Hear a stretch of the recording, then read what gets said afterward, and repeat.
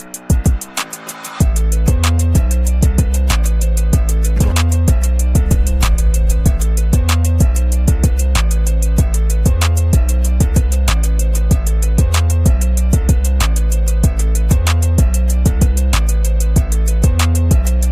welcome to another exciting episode of the Andre The Beast Crayton Show. Today is going to be a beautiful day, and let me tell you why, because you never know who's going to walk through the iambeast studios. Today is, once again, no exception to the rule.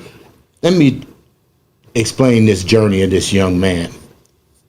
Indiana, Georgia, successful in Indiana, successful in Georgia, traveling around the world, explaining his pain, his struggles, and how he became successful. I'd like to welcome to the show, promoting a beautiful book called It's a Beautiful Pain, the one, the only, Donald, for sure, Martin. For sure. For sure.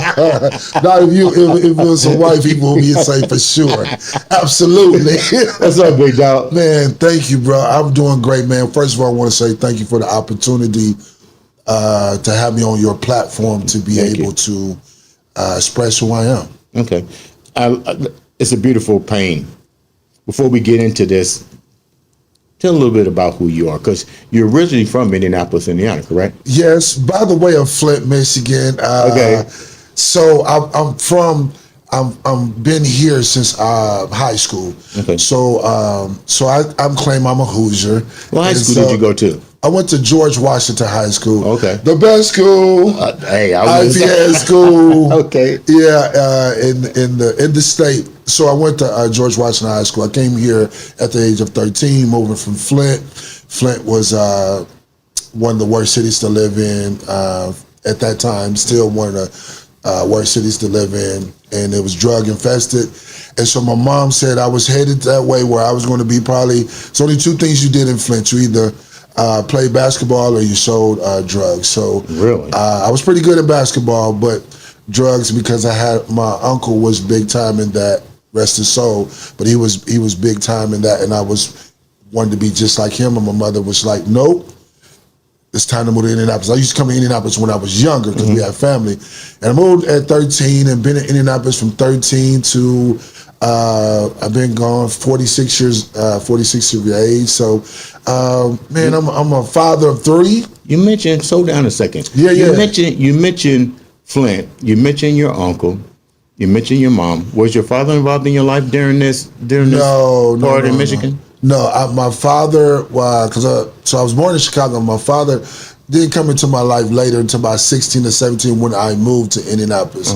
I actually met him physically at 16 years old. As far as I can remember, I was like 5 years old when I was with him. Right. But as far as knowing who he was and things like that, it came at 16, but he was never really just in my life. Once I met him at 16, it was kind of like,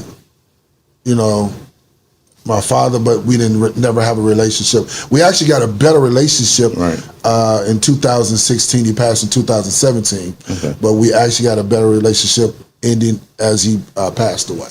So when you moved back to Indianapolis, you said your mom relocated you to avoid the drug scenes, and I don't know too much about that part of Michigan. Is it really that bad? Yeah, well, so in the 70s, first of all, GM, the car, GM, General Motors, is originated from Flint. Okay.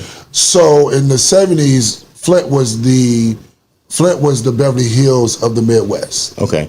So then in the 80s, when they took the plants and moved them to Mexico, in the 80s, then that's when crack was planted in Flint. And so then you had all these people that was living well. Now all that is stripped away from them. Right. And now so it really was economic crash.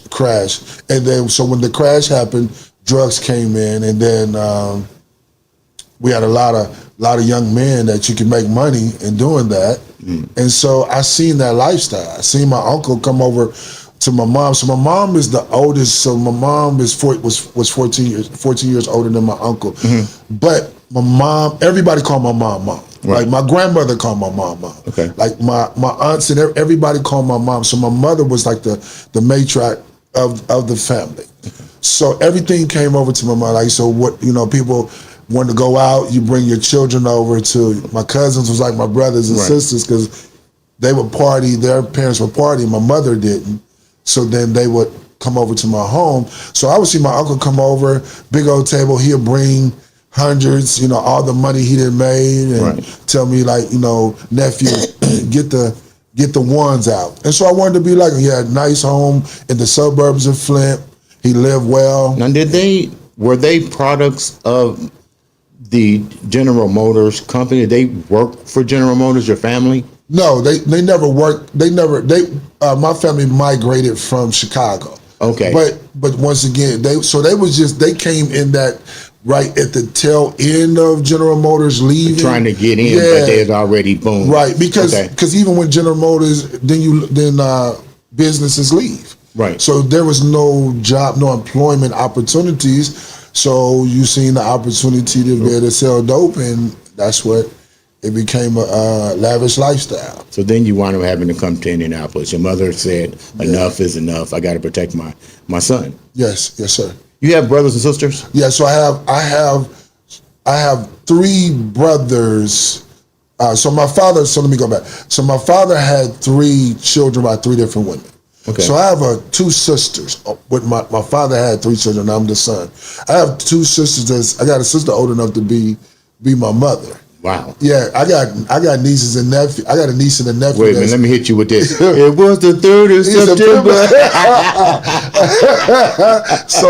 So and then with my mom, she had 4 boys all together. They had, my 3 brothers had the same father. I had a different father, but she raised all of us up together. Was there ever any? Because I'm kind of in that same scenario, and it's funny because I knew my 3 sisters' father. I knew my baby brother's father, but nobody knew my father. Oh, that's tough. I mean, but we managed to not let that divide us. You know what I mean? Yes. How was it with you? So that's a great point, because so my father, I have my father's first name, Donald. My father's last name is Mathis. Okay. So my brother's last name is Martin. So my mother was like, I don't want my sons to have different last names. Okay. So she kept me as a Martin, because their father wasn't in their life. He was one where he paid child support, but he was never in his life, because they even called him father. Like he was a stern guy, but he was never in. He wasn't there emotionally. But he wasn't even there physically as well. Really? Because my mother had 3 children at the age of 18, because my oldest brother, and we'd get into that to him, and then she had identical twins. But they was all the same. They was considered Irish triplets, because they was all the same age for 25 days. So my mother married, his name is George, married George, Mr. George, her father, at when she was 18. Then when she married him, he was abusive to her and everything like that. And so she left, and then she met my father like 9 years later, because my brothers are like 8, 9 years older than. Okay, that's a big age. It's a big age, because my mother 18, having children, and then she met my father, and my father is 10 years older than my mother. Mm-hmm. So that's why I have a sister that is I think she's 65. Wow. So she'll turn 65. She turned 65 soon. So, wow. That being said, so when that came about, we never had. So my mother just raised a single parent in Flint. Okay. So when she raised us in Flint, that's all we knew. All we knew is being raised in Flint. But then my brothers was older, so when I'm 13, 14, they 20, 21. Okay. So they out the house.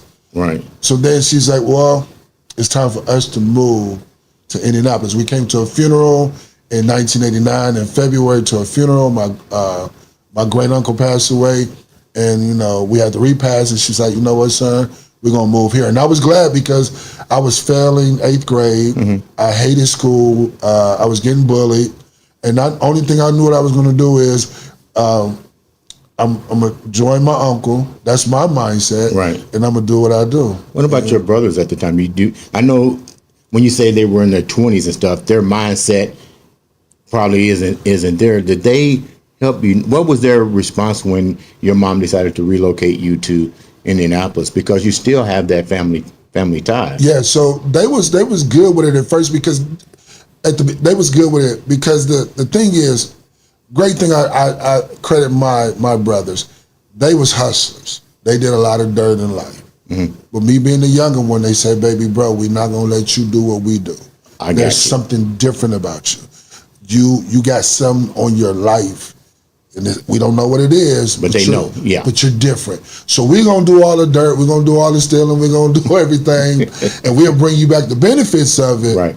But we're not gonna let you get involved." And we were so close because at one time we would be like, "Good night, God bless you." Like we would call each other no matter where we was at. We would call each other, "Good night, God bless you." We always say, and it's funny because I still say that to people that be like, "Well, good night, God bless you." People laugh, but that's what was instilled in me is to do that. So we was real close. So they was happy. They was like, "Get baby bro out," because at the time my uncle was still living. At the time, he was still doing this thing in Flint, but he lived in Atlanta. So he had got so big that he had probably like 20-something workers for him. Wow. And so he was able to run in Flint from Atlanta. And then as we moved there, he got some federal time. He went back to Flint and he ended up doing some federal, he was in federal for like 13, 14 years. So, it was kind of like something looking at that. I thank God that my mother was like, "I got to get you out of this environment." Because that's all you did. I mean, did you have a strong family tie here, at least somewhat, because your great uncle passed? So were there roots here? Yeah, it was roots here. So how you growing up in a black family, your mother or your father's first cousins is literally like your aunt or your uncle. I mean, they your second or third cousin, but they kind of like your aunt. And you still call them auntie, even though that's your cousin. Right. So I had my cousin Willie, but he was more like my uncle, and his wife, and I talk about it in the book as well. They would bring me, I used to cry a lot, so they would take me from Flint, bring me down for Christmas or the summertime to spend time with them, and so I had ties with them. Okay. I was like their son. So you really started to develop that deeper family value sense now, and how do you now navigate going through school and getting your life in the direction that your brothers are seeing for you as well as your mom? It was hard because I felt abandoned. I felt rejected. So family, I had my mom. Like that's all I knew was my mom. Like even when I worked, I would give my mom 85% of my check. Because she needed it. Even when I was pretty good at basketball. I ended up, my senior year, made the basketball team, but I had to quit. What side of town did you live on? I lived in 34th and Capitol. Because I've been ready to say, the school you went to is closer to downtown. Yeah, it's by the zoo, going over that way, west side of town, not too far from Hallville. So you're talking about Washington Street, right? And like Belmont over that way. So you didn't grow up in Hallville. You grew up way up right. I grew up on 34th and Capitol, but I knew a lot of people in Hallville from school, but also I went to church in Hallville, and my best friend at the time lived in Hallville. So I was like I would go to Hallville a lot, but I wasn't from Hallville. I'll get you. Okay. Yeah. So you wind up going to school and stuff, and you mentioned that you felt abandoned, meaning what? I had no direction. Like my mother had to work. So, I was kind of like a latchkey kid, you know what I mean? Like I'd come home, my mother was working, and then, I had no friends. Yeah, I had to fend for myself, had no friends really. I mean, growing up poor, nappy head, big lips, dirty clothes in some cases, I wasn't like, And that's how people say, how did you become a comedian? Right. Because I had to be funny. Like when you was on the bus, people joning, you better learn to be funny because I had to learn how to fight. Or fight, and I wasn't a fighter. I never been a fighter because it's not that I couldn't, but I was afraid what could happen to me, but I was also afraid what I could do to another individual. Makes perfect sense. Because of my abandonment, my rejection issues, because of my being bullied. I had anger, but I had suppressed anger. I knew how to make it a joke about it, and I could be mad. I was just getting ready to ask that. How do you take all of that energy, negative energy almost, and harness it? And then, more importantly, when did you decide to work on releasing it in a positive way and through comedy? So what you learn, that energy, it's like you two different people. It's like sometimes it's an out of body experience. Because even when I look at my comedy now, I don't believe I'm doing it.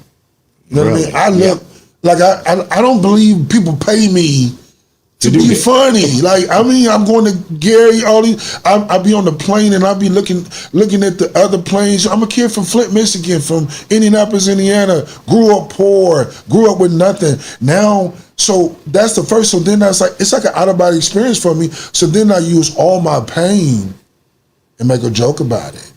And I'm like, so I'm gonna give you an example. My oldest brother George, he was murdered in the 07. Murdered by his. I told you we have different fathers, so it was his cousin on his father's side. It was his cousin's boyfriend that murdered him. So I knew that I was on my way. You talk about anger and all like that. I was on my way to wreak havoc on them because I knew who they were. Okay. And the police to stop me on 38th and Mid-Offer. I'm going 100 miles per hour at 8 a.m. on March 30th, 2007, and the police stopped me in my tracks because I knew where they lived at. They lived on 46 and Post Road. I'm on 38th and German Church. That's right around the corner. You know what I mean? Yeah. You know what I mean? To hear my mom screaming on the phone, they killed George. And George is every bit of 5'2", 125 pounds. You could have beat him up and he'd have been all right. You know what I mean? But you had to stab him to death. So I have a whole joke about my brother being murdered. When we went to because my whole family has a sense of humor. When we went to the funeral home to do like the arrangements, we joking and laughing because we remember the great times. We decided we're not going to allow March 30th, 2007 to define who our son was. That's pretty deep. So we said, no, that's not going to define them. We had too many great times. We're not going to let this tragedy stop us from the great times we had together. So we in there joking. We coming up with jokes, and they sitting around there like, wait a minute, did I read this right? Your brother was murdered. Your son was murdered. We never seen a family like y'all coming here after something tragic happened like this because we use our jokes. So I came up with a joke. My brother, he owed me money. And there was always a saying, as long as I owe you, you'll never be broke. You ever heard that before? Yeah, I use it all the time. Yeah. No, as long as I owe you, you'll never be broke. Yeah. My brother owed me money. So I always say, because my brother owes me money, he can't give it back, I'll never be broke. And so I did that joke, and I added some more stuff to it, but people laughed, and people came up to me and was like, did that really happen to your brother? I said, yes, because we learned how to use all that pain and make it into a story. And it's just like, it really did happen, right? But it didn't happen. How close were you with this particular brother? So we became, he was like 9 years older than me. We was becoming closer. Because I used to, so my two older brothers, the two twins, we all used to live in Indianapolis because they did eventually move to Indianapolis. Okay. So, but we used to hang around each other, and even when I used to come over to their house, they used to smoke weed and drink. When I would come over, George would be like, my older brother passed away, he would be like, hey, baby bro coming over. Yeah. Like, put it up. We got to respect him. Because I was a minister at the time, he's like, we got to respect him. So he was a minister. We're getting that in a minute. Yeah. So, still minister, just in a different way. Okay. But so then, before he passed away, I used to deliver papers at night. So he would be on the paper route with me. Wow. At times. This particular time, I think it was on a Thursday. So normally I would have him come Thursday night, or he would do Sundays because that's the biggest time you get your papers. Thursday, because the coupons, people get papers on Thursday, and people get papers on Sundays because them the two biggest newspapers you get. So normally it'd be like George, but we call him Smoke. So Smoke, hey man, can you come deliver these, help me deliver. And one particular time, I think that Sunday before he was murdered, I said, bro, can you come on, let's do these papers. He said, nah, not today, baby, bro. And then my daughter got sick, and when my daughter got sick, she went over to my mother's house. My mother used to watch my daughter, my children, whatever, and George was over there, and that was the last, 2 days before he was murdered, that was the last time I saw him. So we was close, in a sense, but we was getting closer because we was spending time together because the other brothers had moved on to other cities. How do you take all of this, success is coming to you now? It's two-part. I'm going to ask the first question first. When success first happened to you, you're now taking your craft, you're working with it. When you first did your performance and saw the reaction from the viewers, because just like any career, you got to walk out there and do it first. Yeah. What was that like for you? It was like a drug. Because remember, I dealt with abandonment and rejection. Right. I'm good at something. They like me. They like me for my jokes. So you become, it's just, oh wow. I was funny in high school. I had to become funny. I was goofy. I was a class clown. I was all that. But now I'm on stage. It's still unbelievable. 22 years later, 'cause I've been doing it 22 years. 22 years later, I'm still like, wait a minute. I'm doing this. People call me. I talked to a lady yesterday, been knowing me when we worked at JCPenney together in 1994. Right. She said, I never knew you would be this person. She said, because you wasn't funny when I first met you. You know what I mean? So, but you probably hear that a lot from people too, don't you? Well, my mama be like, you ain't funny. but you, one thing about success is a lot of people don't believe it until it happens. Okay. But they will tell you, I always knew. Yeah. You have people say, I always knew, and then them be the funniest ones because it's like, but you never supported, you never came to anything, you never. But I understand the idea, because we live in a society that's two type of people. If you tell a person that you're about to do something, you get two type of people. Let's see type of people, and let's go type of people. Right. That's what it is. Some people like, oh, you're gonna be a comedian? You're gonna write a book? You're gonna do this? You're gonna travel all over the world? Let's see. And then some be like, let's go. I got you. I believe in you. What do you need me to do? Well, I got people that believe in me. I just got my own shoes just designed yesterday. Get out of here. Man, I'm sitting like, God is real, man. I had people call me and I just made this amount of money. I made this amount of money in my job. I got extra. Tell me what you need. And this has been times where on this journey where I needed it. Because you gotta understand, just a little backdrop when we talk about the success, where I'm at now. In 2022, March 1st, I left a $200,000 job. Wow. Remember what we talked about? Coming from Flint, grew up in poverty. I had a $200,000 job as a finance manager for a dealership. I was headed in 5 to 7 years. My goal was to have my own couple dealerships. I remember that, yeah. So understanding, in the state of Indiana, there's only right now 3 African-American owned dealerships. Right. My goal, because I know it now, my goal was I'm going to be the 4th or the 5th one. I talked to the minority dealership president. big time, and he's big time. He's on the board of Ball State University. How important was it for you to take a risk on yourself? Based on, you know, your life, the passing of your brother, you go back and you reflect a lot. I get it. You with the car dealership, but when did you decide, hey, I'm gonna really focus on me, myself, and I? What happened was in 2022, you get your W-2s. I got my W-2s like in January. I seen all that money I made. I wasn't happy. Well, say that again, because I think a lot of people need to hear exactly what you just said. So we're gonna listen. I was making so much money. Whoever this is for, whenever you listen to it, whether you listen to it in a month or you listen to 10 years, I was making so much money. I got my W-2s. And I looked at all that money I made and I wasn't happy.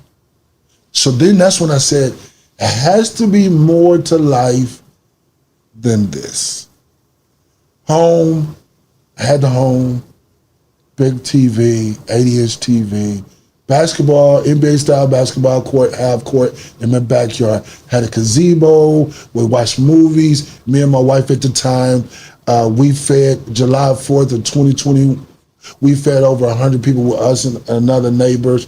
We fed over like 100 and something people in our neighborhood for the 4th of July. Had fireworks and everything. Like I said, we collaborate. I sit back, so I'm balling. You know what I'm saying? I go, never looked at the menu, never looked at anything at that time. But when I got my W-2s and said, it gotta be more than life. But I didn't know I was gonna quit March 1st. Right. I got it in January. I just like, it's gotta be more than life than this. And I knew then, I gotta change. I gotta do something different. I had a store at the time, Sweet Treats on Martin Street, inside the Urbana Plaza. I had a store inside, so I was like. So you you've always had an entrepreneur mindset. Always, because. We talked about that. Yeah. You've always had that mindset. Always, because my entrepreneurship was always for the people. My whole goal in life, even doing this comedy, I'm bringing 3 comedians with me. Gonna have a videographer there to video. They getting professional Hollywood type taping for them. Now, my success, I could do an hour worth of material. And plus they're performing in front of 2,000 people in Gary, Indiana. Now, me, I could do it all by myself, get up there, do my thing, do like an hour and chop it up. And I said, but it's not about Donald Martin. It's bigger than me.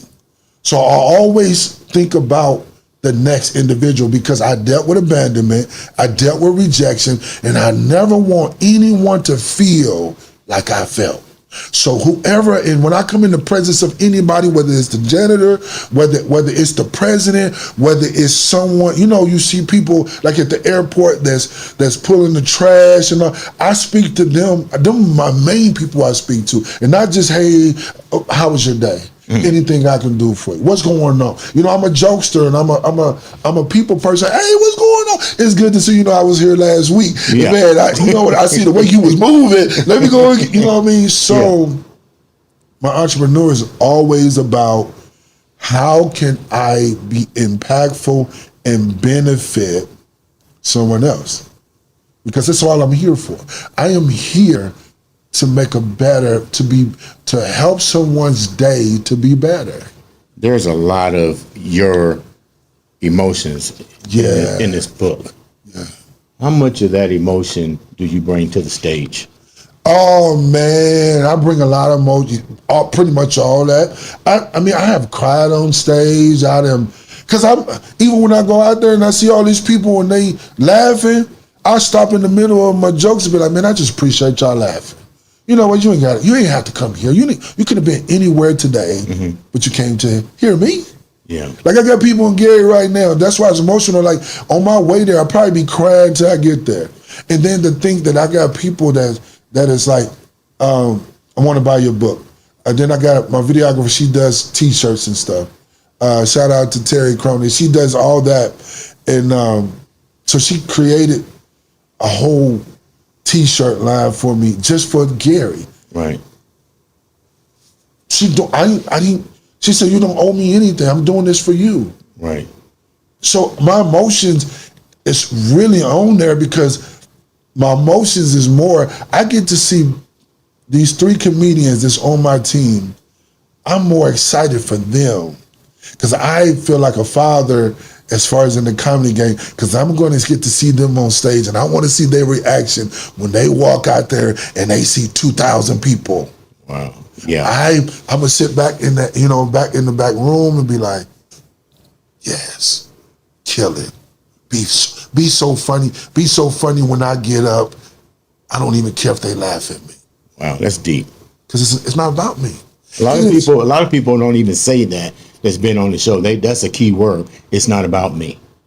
And I think we get so caught up into our everyday thing, and we're so involved in self-preservation that we forget those 3 words. It's not about me.